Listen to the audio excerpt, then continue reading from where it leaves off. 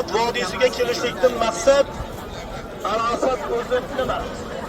Qoradoma yaqinda suhbat qurganlarida odam ato bilan mamoh havo uchrashgan joy mana shu rahmat tog'i. Mana shu joyda odam ato duo qilganda gunohlari mag'firat bo'lgan ekan. Eshtinglar. O'shanda jannatdan quvilganda va chiqqanlarida gunohlari mag'firat bo'layotganda Allohdan so'raganda duo qilgan ekan odam ato ham. Alloh Rasuling Muhammad Mustafa sallallohu alayhi vasallamning haddi hurmati gunohlarimni kechirgin. Qarang duoni. Odam ato ham duo qilgan ekan. Rasululloh Muhammad sallallohu alayhi vasallam tilga olib.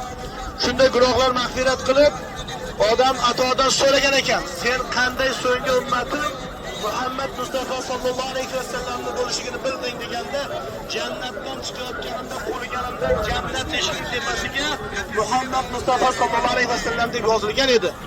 Ashda bir yozuvni ko'rdim deydi yana. La ilaha illalloh Muhammad Rasululloh degan so'zni ko'rgan edim deydi. Qarang, odam otaning so'zlari bu. Demak, manbalarda 300 yildan keyin ko'rishadi deydi. Mana bu rahmat tog'i. O'sha ko'rishgan joy, duolar maqbul bo'lgan joy. Payg'ambarimiz Muhammad Mustafa sallallohu alayhi vasallam eng so'nggi xutbalarini ham mana shu joyda o'qigan.